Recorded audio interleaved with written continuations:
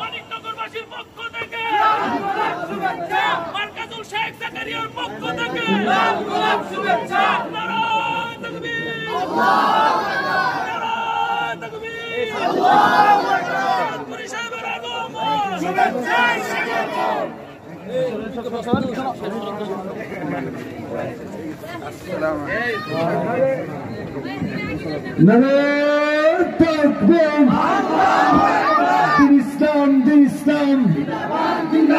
মার্কাজুল কোরআন শরীফ মাদ্রাসার পক্ষ থেকে, জাকারিয়া মাদ্রাসার পক্ষ থেকে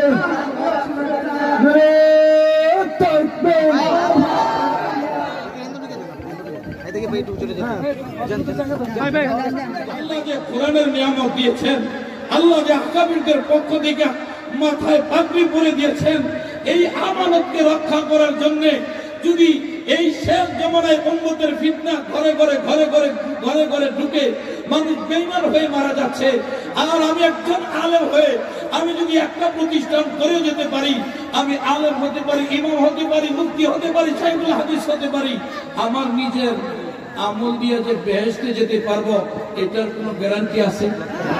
কিন্তু এই মাদ্রাসার তালেবের যখন রাত্রে 3টা বাজে উঠে আল্লাহর কোরআনের তিলাওয়াত শুরু করে দেয়, মাথায় দিনের বোঝা নিয়ে যখন সারা দিন রাত পরিশ্রম করি, যখন রাত্রে তাহাজ্জুদের সময় বেগুনা মাসুম বাচ্চাগুলো যখন আল্লাহর কোরআন তিলাওয়াত করে, তখন এই দিনটা শুধুমাত্র গর্বে ভরেই যায় না, মনে হয় যেন জান্নাতের বাড়িতে যাওয়ার সম্ভাবনা পায়।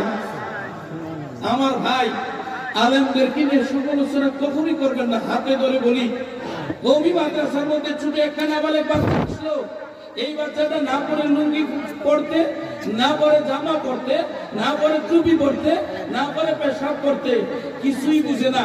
এই বাচ্চাগুলোরে ধরে ধরে আমার আকাবিরে উলামায়ে কেরামদের এই কওমি মাদ্রাসার আদর্শের সন্তান যারা দাওরে হাদিস পড়ে, তারা বুকের সঙ্গে অন্যের সন্তানকে লাগাইতে জানে, তারা কোনদিন অন্যের সন্তানের উপর আঘাত করবে, ছুঁয়ে আঘাত করবে তো দূরের কথা, বন্দুকের নলিতে তাদেরকে জীবন ধ্বংস করবে তো দূরের কথা, তা অন্যের ছেলেকে নিয়ে বুকে জড়িয়ে ধরে তাদের উপস্থিতি।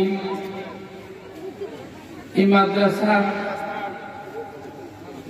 পরিচয়ের সাথে জিনিস শুরুতে আমি বলি, এই মাদ্রাসার নাম হলো মার্কাজুল কোরআন শেখ জাকারিয়া। মাদ্রাসার নাম কি? শেখ জাকারিয়া, শাইখুল হাদিস আল্লামা জাকারিয়া রাহিমাহুল্লাহ। উনি হলেন আমার দাদা পীর, আর উনার সাগরেদ ভারতবর্ষে সৌদি আরবে ছিলেন, মাজারুল পড়াশোনা করেছেন শেখ আব্দুল হাফিজ মকি রহমতুল্লাহ আলাইহি। ওনার কাছে আমি একদম লম্বা দিন পর্যন্ত মহাকালী রেলগেট মাদ্রাসায় হাদিস পড়াই। হুজুর কোন এক অংশে একটা বিষয় নিয়ে আমাকে বলল,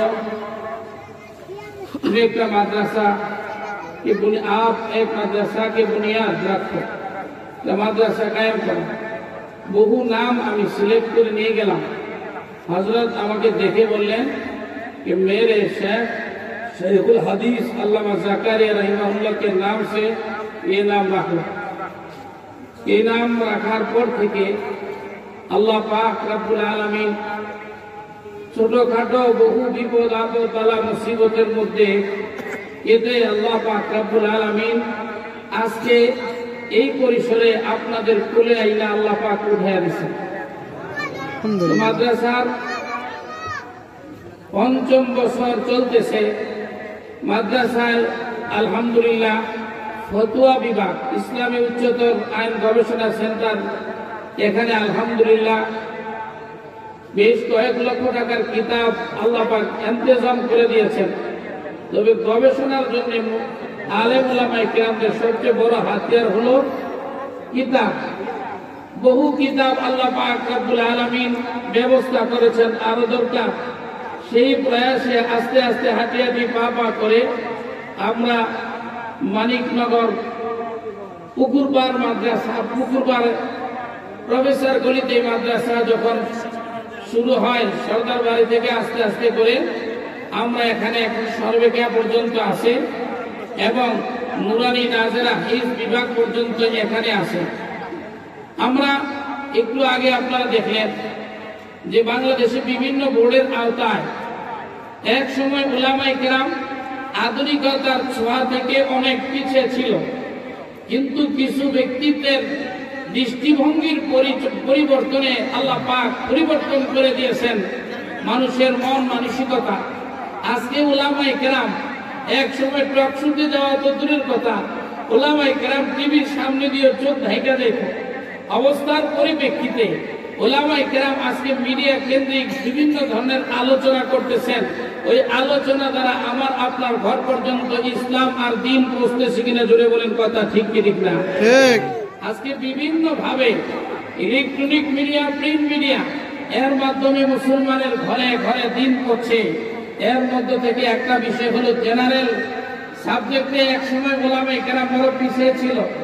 আজকে আমাদের অতীত নিকটবর্তী আকাবের হযরতে আবুল হাসান আলী নদভী रहमतुल्लाह अलैह फरमान परम से बहुत आगे है मंजिल में, परम से बहुत आगे है मंजिल में, कदम उठाओ ओ मुसलमानों ये तेरे इंतहाई राह नहीं। अल्लाहु আকবার বলেন। আল্লাহু আকবার। মুসলমান বন্ধুরে আমার তকদিরের মালিক কে? হায়াতের মালিক কে? ইজ্জতের মালিক কে? পরিষ্কার জেনে রাখো মুসলমানের কোরআনের রহির বিদ্যাটা, এই বিদ্যা যাদের কাছে আছে ওই সমস্ত লোকগুলা কোনদিন বাতিল শক্তির কাছে পরাজিত হবে না, হবে না। মুসলমান বন্ধুরে আমার এ যুগের সে যুগের ইতিহাস নয়, সম্পূর্ণ হাদিসের আলোকে যদি লক্ষ্য করে দেখি আল্লাহ নবী বিশ্ব নবী রহমাতুল্লিল আলামিন ফরমান পৃথিবীতে যখন অন্যায় অপরাধ শুরু হয়ে যাবে, জায়গায় জায়গায় মুসলমানদের উপর নির্যাতন শুরু হয়ে যাবে, মুসলমানেরা না পারবে বলতে, না পারবে সইতে, হঠাৎ করে আল্লাহ রাব্বুল আলামিন হযরতে ইমাম মাহদীকে আল্লাহ জগতে পাঠায়া দিবেন। দামেস্কের সাদা মিনারওয়ালা মসজিদের মধ্যে আশ্রয় নেবেন ইমাম মাহদী। চতুর্দিকে ৭০,০০০ ইহুদির গোষ্ঠী, তারা অস্ত্রে শস্ত্রে সুসজ্জিত হইয়া আল্লাহ নবী যে ইমাম মাহদীর ব্যাপারে ঘোষণা করে দিয়ে গেছেন, আল মাহদী মিন ইতরাতি ফাতিমাতা, যে ইমাম মাহদী হলো আমার মেয়ে ফাতেমার ঔরজ্জার সন্তানদের মধ্যে একজন। আমার বন্ধু, আমার ভাইরা রে, ইমাম মাহদী আলাইহিস সালাতু ওয়াস সালাম রাস্তা দিয়ে যখন চলতেন, ওই রাস্তা দিয়ে কয়েক ঘন্টা সময় পর্যন্ত নয়, কয়েকদিন পর্যন্ত সুগন্ধি হয়ে যাইত রে ভাই। ওই ইমাম মাহদী আলাইহিস সালাতু ওয়াস সালামকে হত্যা করার জন্য ইহুদিরা ৭০,০০০ লোকেরা অস্ত্র শস্ত্রে সুসজ্জিত হইয়া হামলা করবে সময় এমনই আমার আসমানের মালিক হযরতে ঈসা নবীকে আল্লাহ পাক রব্বুল আলামিন দুইজন ফেরেশতার কাঁধে ভর করে ওনাকে দামেস্কের সাদা মিনারওয়ালা মসজিদের মধ্যে নিয়ে আসবেন। ফজরের নামাজের টাইম হবে, ইমাম মাহদী পিছনের দিকে তাকাইবে, তাকাইয়া মনে হবে পরিবেশটা কেমন জানি নুরানি কাইফিয়ত মনে হচ্ছে। ইমাম মাহদী যখন পিছনের দিকে তাকাবেন এমনি চিনে ফেলবেন আল্লাহ নবী ঈসা পয়গম্বর আমার পিছনে মুক্তাদি হওয়ার বেশে দাঁড়িয়ে আছে। ইমাম মাহদী ডাক দিয়া বলবেন, ওগো আল্লাহর পয়গম্বর ঈসা নবী, আপনার ইমামতিতে আপনি নামাজ পড়ান। হযরতে ঈসা নবীকে লক্ষ্য করে জমানার ইমাম মাহদী আলাইহিস সালাতু ওয়াস সালাম বলবেন, না না, আমি ইমামতি করব না। এই নবীর উম্মতের একজন লিডার, মুসলিম আধ্যাত্মিক জগতের সম্রাট ওরে ইমাম মাহদী, তোমার পিছনেই আমি নামাজ পড়ে নেব। मदकुम बिगी पेश नजर आपका जलवा, मदकुम बिगी पेश नजर आपका जलवा, हम सोते भी बेदार मुकद्दर है हमारा, हम सोते भी बेदार मुकद्दर है हमारा, हम साए जिब्रील अमीन बंदे खाकी है उसका नशीमन न बुखारा न समरका, है उसका नशीमन न बुखारा न समरका। ये राज किसी को नहीं मालूम के मुँह में कारी नजर आता है हकीकत में के कुरान, कारी नजर आता है हकीकत में के कुरान।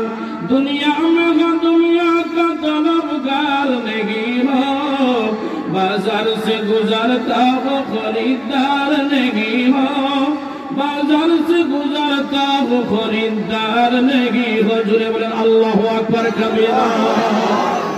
मुसलमान ने इमाम माहदी आलाइहिस सालातु ওয়াস সালামের পিছনে একজন নবী ঈসা রূহুল্লাহ, উনি নামাজ পড়বেন, এমন শ্রেষ্ঠত্বের শান কিভাবে অর্জন করলা মুসলমান, সেটা বুঝা বেশি কঠিন নয়।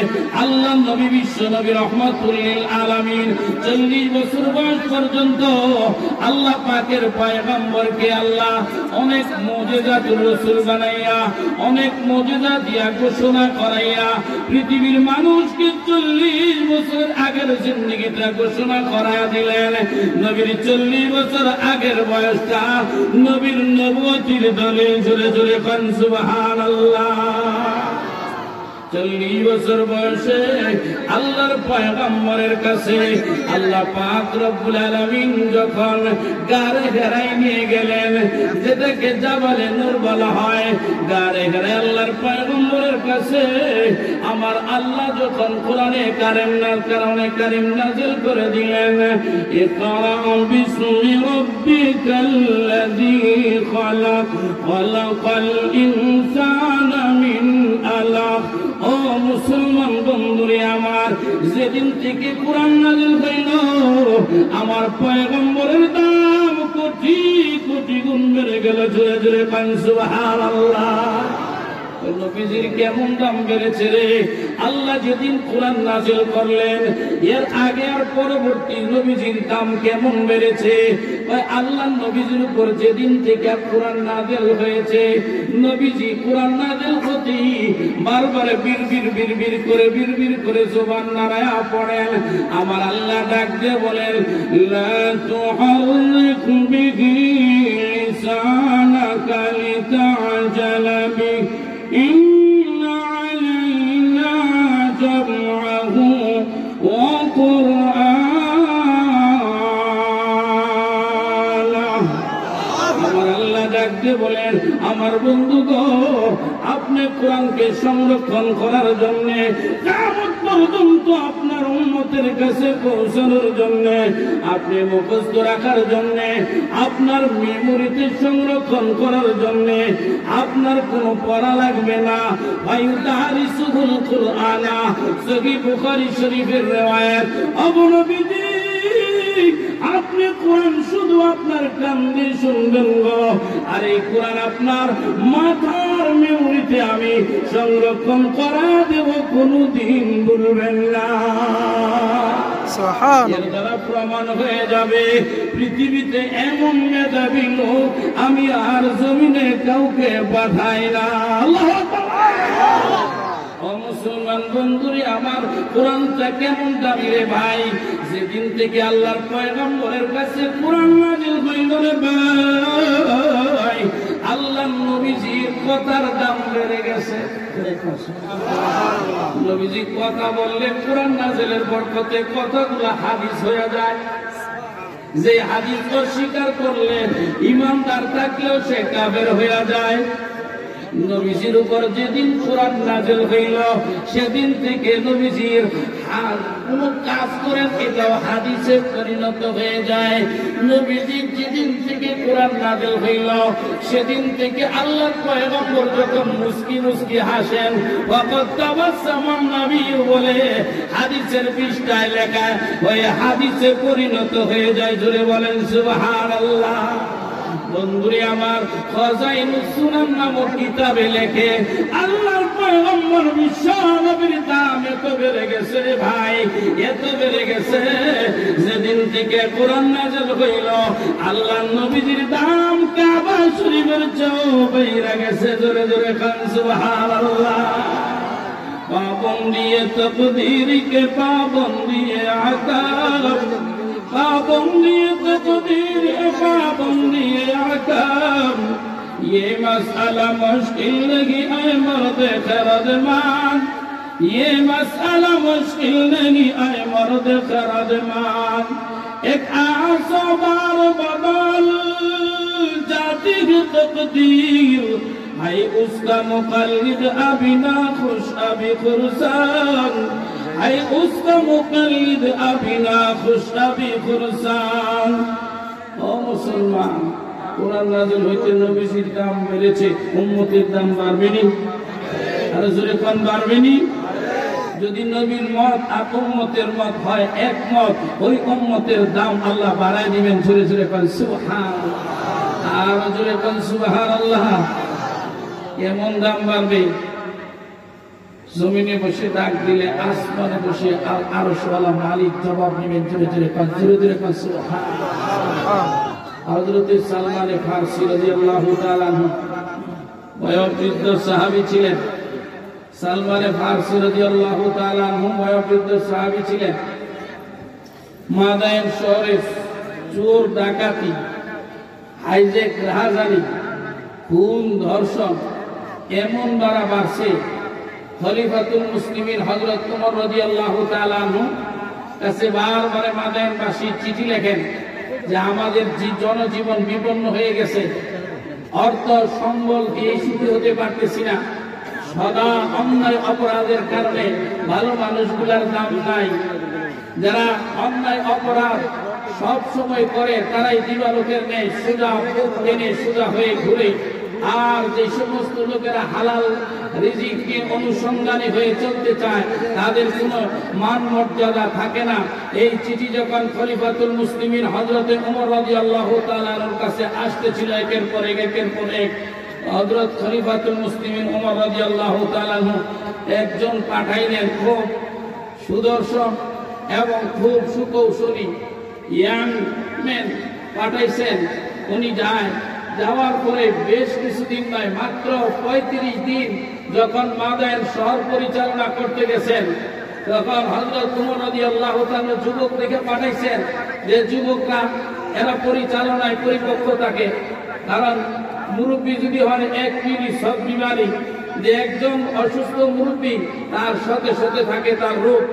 হযরত ওমর রাদিয়াল্লাহু তাআলা পাঠাইছেন, কিন্তু এই যুবক পরিচালক মাদায়েন শহর পরিচালনা করতে যায় হযরত ওমর রাদিয়াল্লাহু তাআলার কাছে চিঠি লিখছেন যে খলিফাতুল মুসলিমিন আপনি আমাকে অতি সত্বর তাড়াতাড়ি এই মাদায়েন শহর থেকে উঠায় নেন, তাদের দুর্নীতির যে অবস্থা আমি আমার জীবন নিয়ে এই কোনটা সাগত করছি। জোরে জোরে কোন নাউযুবিল্লাহ। এই চিঠি পাওয়ার পরে হযরত ওমর রাদিয়াল্লাহু তাআলা আরেকজনকে পাঠাইছেন, যেই গোড়া দিয়ে পাঠাইছেন ওই গোড়া দিয়েই আগের জনকে উঠে আনছেন। আনার পরে দেখা গেল এই দ্বিতীয় জন টিকে নাই। হযরত ওমর রাদিয়াল্লাহু তাআলা উনি চিন্তা ভাবনা করে পাঠাইছেন 250 বছরের বয়োবৃদ্ধ হযরতে সালমান ফারসি রাদিয়াল্লাহু তাআলা কে। জোরে জোরে বলেন সুবহানাল্লাহ। হযরতে সালমান ফারসি রাদিয়াল্লাহু তাআলা কে যখন পাঠাইছেন, পাঠাইতেই হযরতে সালমান রাদিয়াল্লাহু তাআলা বয়োবৃদ্ধ মানুষ ছিলেন, বয়সের বাড়তি হওয়ার কারণে চোখের এই পলকগুলা চোখের উপর পড়ে গেছে, কোনো কিছু দেখতে হলে হাত দিয়ে এইভাবে টান দিয়ে খুলে কাউকে দেখতেন, কোন দৃশ্য দেখতেন। এই অবস্থা দেখে মাদাইনের লোকেরা হযরতে সালমান ফারসি রাদিয়াল্লাহু তাআলাকে ডাকতে বলে, চাচা আপনার জান বাসা, আপনি কেন এসেছেন এই জায়গার মধ্যে? আপনার যে সুকৌশলী, দেখতে সুন্দর, ধমক দিলে জমিন কাঁপে ওঠে, এমন ব্যক্তিরাও তো এই জায়গায় হার মেনে গেছে। অতএব আপনি এই মাদাইন শহরের দুর্নীতি দমন করতে গেলে আপনি নিজে এই জায়গা থেকে লাশ হয়ে যেতে হবে। হযরতে সালমান ফারসি কিছুই বলে না, চুপচাপ খালি ঘোড়াওয়ালাকে বলে, যাও সামনের দিকে আগাও। একটু করে যখন প্রশাসনিক দপ্তরটা কোন জায়গায়, প্রশাসনিক দপ্তরের সামনে যখন গেছেন, এখন পিয়নও দেখা 32 দাঁত বার করে করে হাসে, ওই চাচা আপনি নিয়ে আইছেন, আপনার দ্বারা হইব? আপনি এই বয়সে আইছেন এই রাষ্ট্রপতি মাদাইন শহর পরিচালনা করার জন্য? এটা তো কোনোভাবেই সম্ভব না, আপনি তো পারতেন না চাচা। ওই বেটা চুপ রাখো, বসো এদিকে, আমাকে দেখাও দপ্তরটা কোন জায়গায়, প্রধানমন্ত্রীর কার্যালয়টা কোন জায়গায়, আমাকে দেখাও। হযরতে সালমান ফারসি সেখানে যেয়ে বসে, বসার পরে পিয়নকে ডাকতে বলে, খাতা নাও।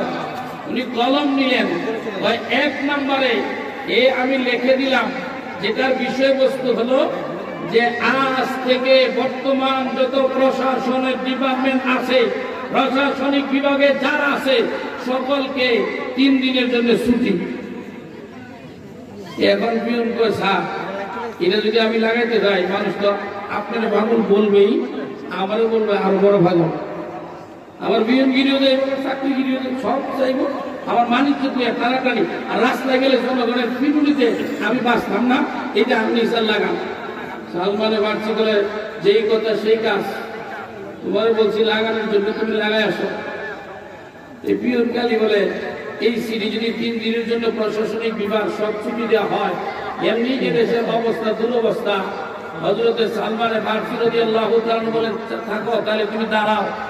আরেকটা চিঠি লিখে দিলেন, তোমার ভয় হচ্ছে যে প্রশাসনিক বিভাগ যদি 3 দিনের জন্য ছুটি দিয়ে দেওয়া হয়, তাহলে মাদাইন শহরের দুর্নীতি বেড়ে যাবে, তাহলে দ্বিতীয় আরেকটা পেজ দাও আমার কাছে।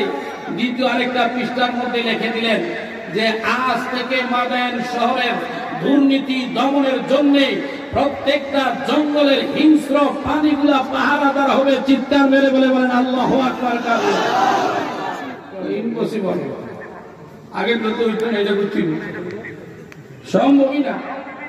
হযরতে সালমান ফারসি রাদিয়াল্লাহু তাআলা ডাকতে বলে, বেটা আমার রং দেখছো, রঙের ডিব্বা দেখো নাই, আমার 250 বছর বয়সের দিলানালা চামড়া দেখছো, আসলে আমার দিলের অবস্থা দেখো নাই। আমি আসমানের মালিকের সঙ্গে যোগাযোগ পরিচালনা করার জন্য আছি, তুমি দেখো মাত্র 8 ঘন্টার সময় পরিবর্তন হয়ে যাবে।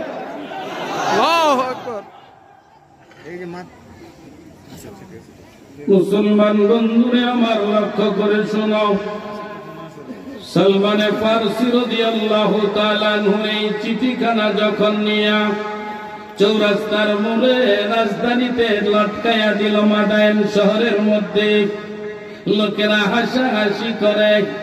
কিন্তু দ্বিতীয় চিঠির মধ্যে লেখা ছিল, ও আমার বাইরে, দ্বিতীয় চিঠির মধ্যে লেখা ছিল যে আজ থেকে মাদাইন শহরের পাহারাদার কোন মানব আদম সন্তান হবে না।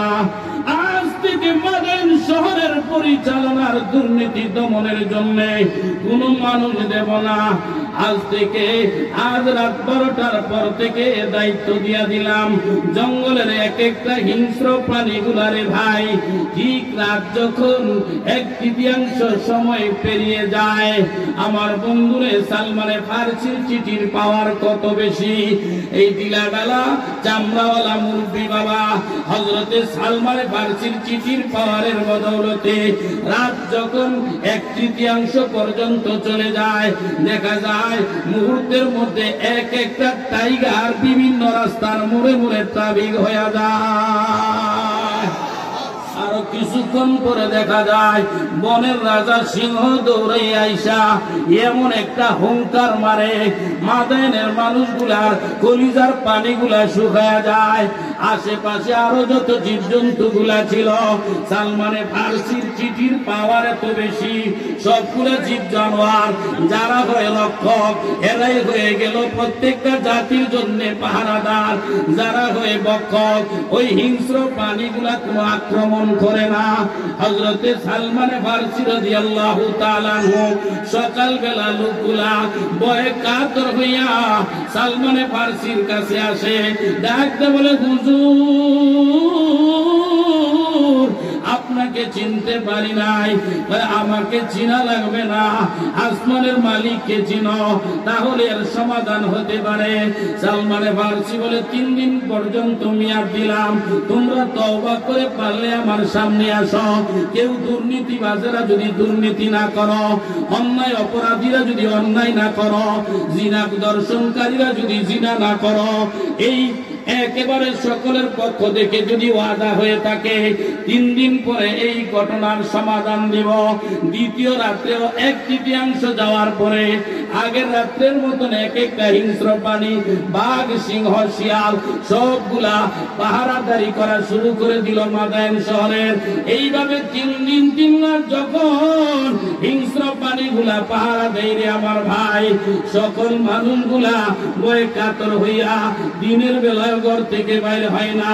4th দিন হযরতে সালমানে ফার্সি ডাকতে বলে, ওরে পিয়ন তুমি যে ঘোষণা দিয়া দাও, এই সবগুলা মানুষ যদি জাতীয়ভাবে তওবা করে, জাতীয় তওবা দিবসে আসে, এই বিশাল ময়দানের মধ্যে এসে জাতীয়ভাবে তওবা করে আর অন্যায়কারীরা অন্যায় করবে না, ঘুষখোরেরা ঘুষ খাবে না, সুদখোরেরা সুদ খাবে না, অন্যের মাল আত্মসাৎ করার মতন কোন মেজাজ রাখবে না, এমন ভাবে যদি সকলে মিলে তওবা করে আর আসমানের মালিক তওবা কবুল করে, তাহলে আমি তোমাদের উপর থেকে এই হিংস্র প্রাণীর পাহারাদারের আইন উঠায় নিতে পারবো। জোরে জোরে পান সুবহানাল্লাহ।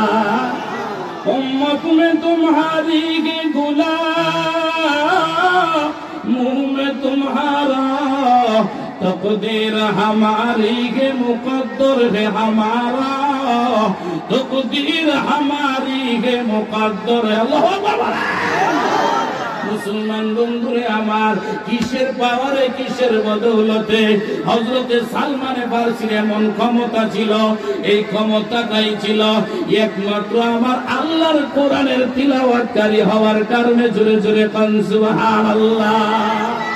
ওই কোরআনে কারীমের কেমন পাওয়ার আছে রে ভাই, ওই কোরআনে কারীমের মধ্যে আল্লাহর নবী বিশ্ব নবী রাহমাতুল লিল আলামিন ফরমান, মাত্র 3 আয়াতের একটা সূরা, যার নাম হলো সূরা ইখলাস, কুল হুয়াল্লাহ বলে আমরা জানি।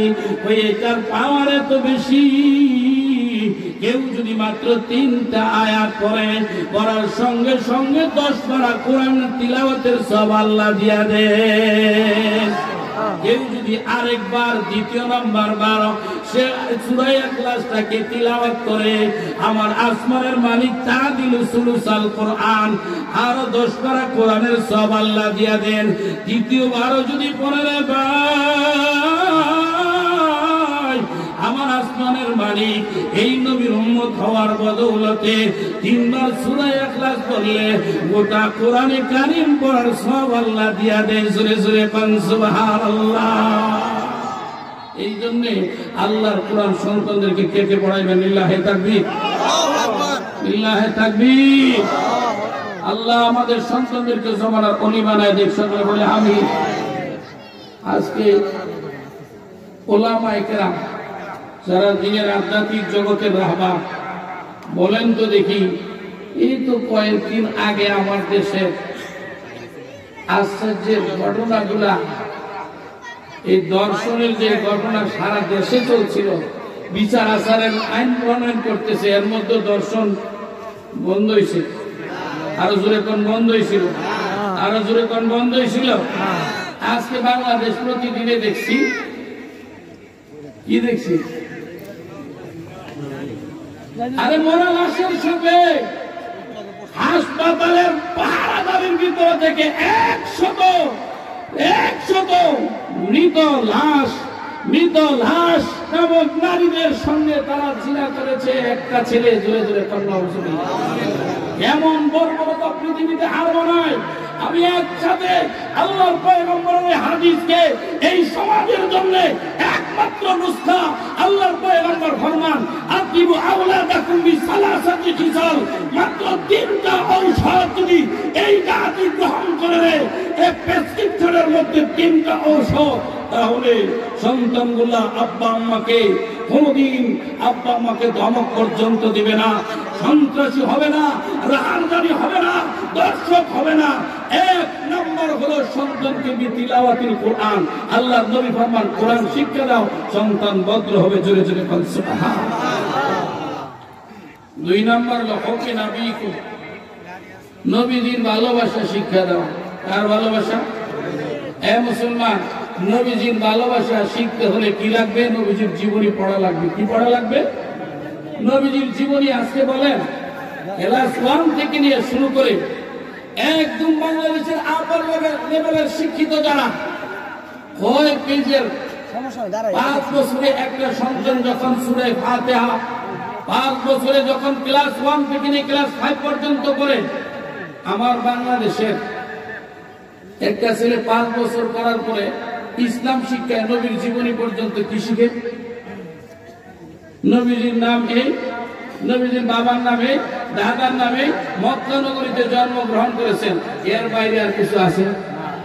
আরো জোরে বলেন আছে?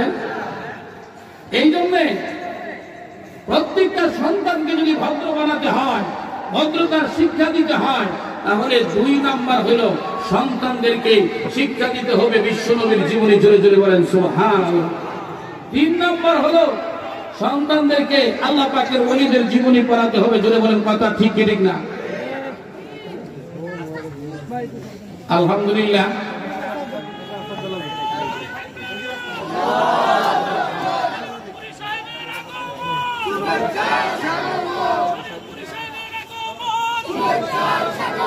মানিকনগরবাসীর পক্ষ থেকে মার্কাজুল শেখ জাকারিয়ার পক্ষ থেকে লাল গোলাপ শুভেচ্ছা। নারায়ে তাকবীর, নারায়ে তাকবীর, আল্লাহু আকবার। পুরি সাহেবের আগমন, শুভেচ্ছা স্বাগত।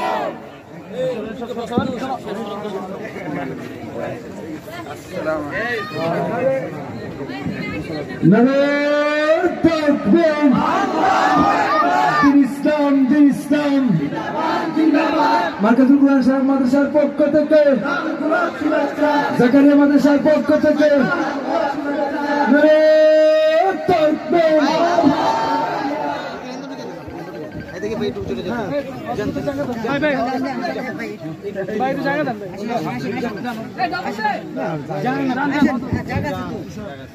আলহামদুলিল্লাহ বলেন। আলহামদুলিল্লাহ আওয়াজ কমে গেল, কারণ কি? হুজুরের দেখে কি আলহামদুলিল্লাহ আসতে বললেন? তো আসতে যদি বলেন হুজুর হাত লম্বা করবেন। যদি বলেন আলহামদুলিল্লাহ, আলহামদুলিল্লাহ হুজুর ওয়াজ করবেন। আমার আজকে আসলে কথা বলার ইচ্ছা ছিল না আপনাদের কাছে। আমার আকুতি মিনতিপূর্ণ একটা আবেদন যে আজকে আমাদের এই মাদ্রাসাটা আল্লাহর ফজলের ফতোয়া বিভাগ পর্যন্ত এবং কিতাব বিভাগের সর্বেকিয়া পর্যন্ত এবং হেফজুল নুরানি নাজেরা আছে। এবং নুরানি বিভাগে একটা জিনিস আমাদের অনেকের এটা জানা নেই যে আজকে আলহামদুলিল্লাহ এই নুরানি শাখাতে আমাদের এখানে আদর্শ নুরানি ক্যাডেট শাখা একটা আছে, যেখানে ক্লাস 3 পর্যন্ত পড়বে। ক্লাস 4 না পড়েও ছেলেরা বাংলাদেশের সিলেবাসে নুরানি ইকরা বোর্ডের আওতায় এরা সমাপনী পরীক্ষা ক্লাস 5-এ পড়ে দিতে পারে। এর একটা বাস্তব নজির আপনারা দেখলেন।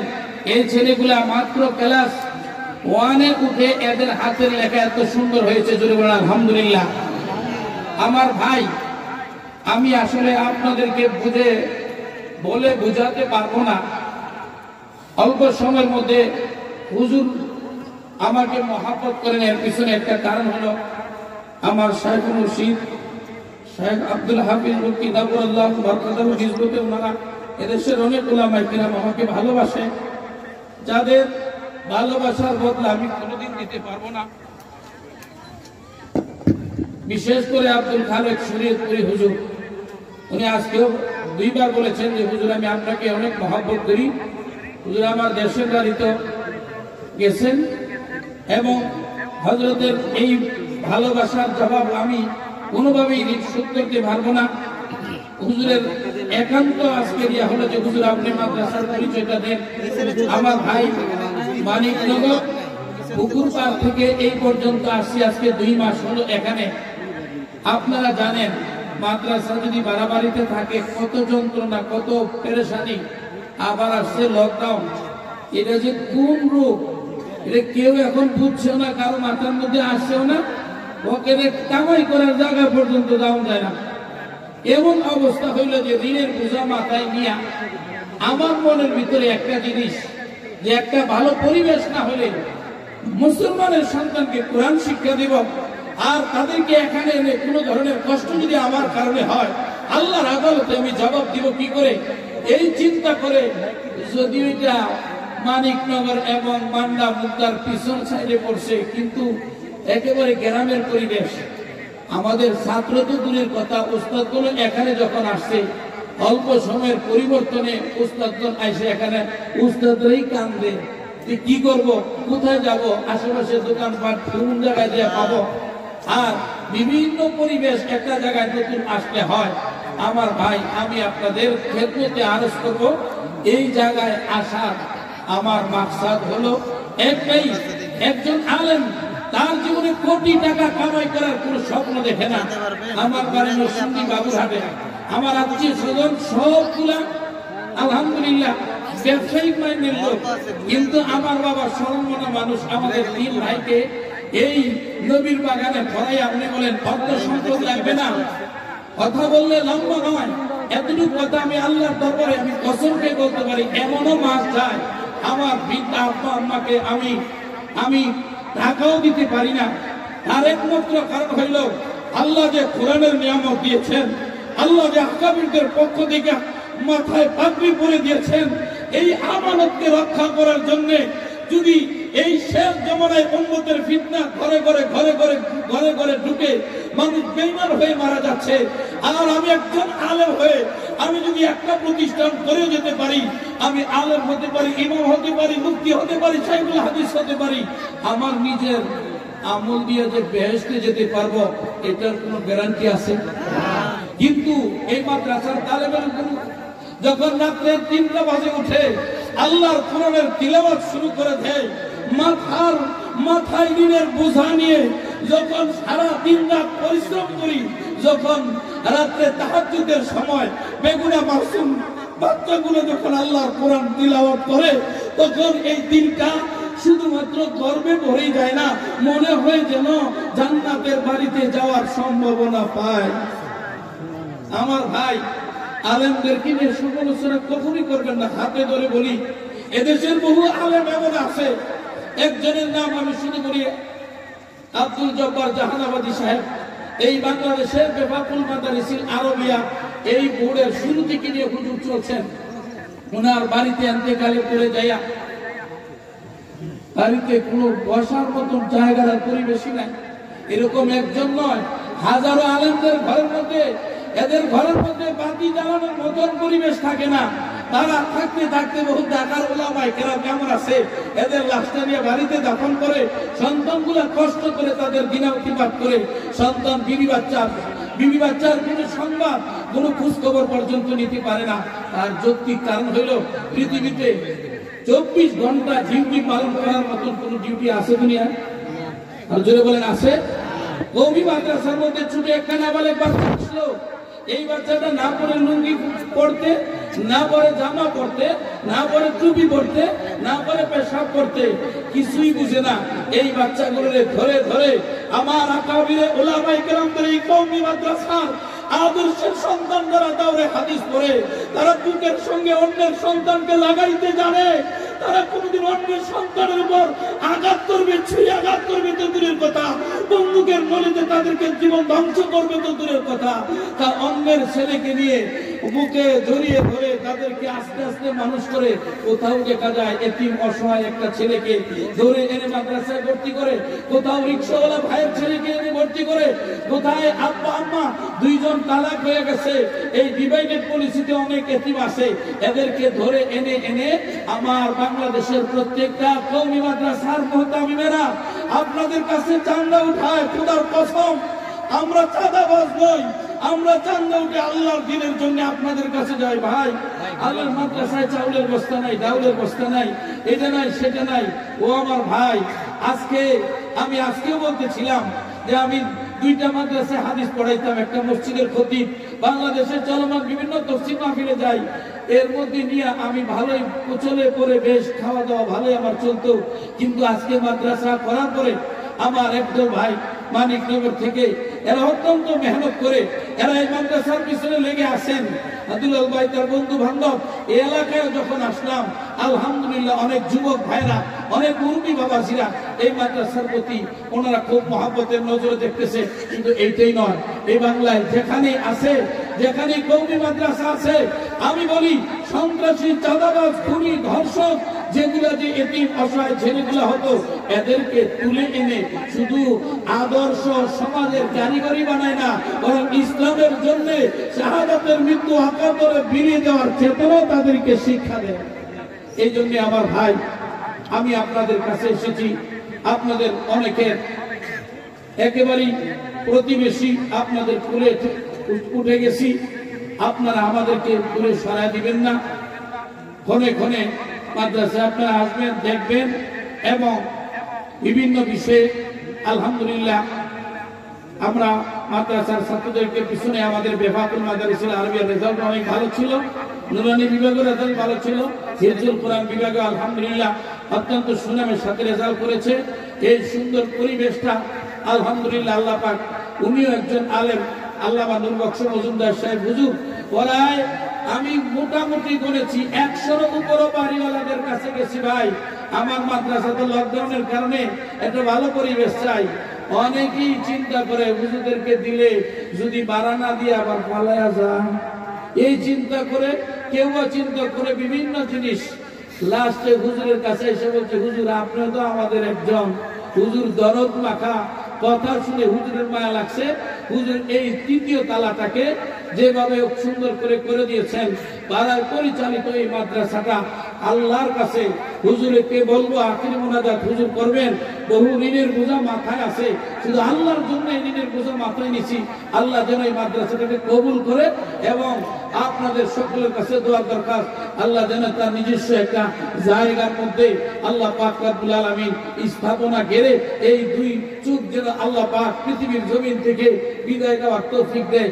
আল্লাহ পাক আমাদের সকলকে কবুল করেন, সকলে বলে আমিন। এই মারকাজুল কোরআন মাদ্রাসাকে সারা দুনিয়ার মারকাজ বানায়, সকলে বলে আমিন। হুজুর আলহামদুলিল্লাহ বয়ান করবেন, আমি বেয়াদবি করে ফেলেছি, হুজুরের আদেশে আসলে এই কথাটুকু বলেছি। আল্লাহ তাআলা আমার কথার মধ্যে কোনো ভুল ত্রুটি মাফ করে দিবেন। আপনাদের সকলের কাছে দোয়া প্রার্থী, আল্লাহ আমাদের সকলকে কবুল করে নেন।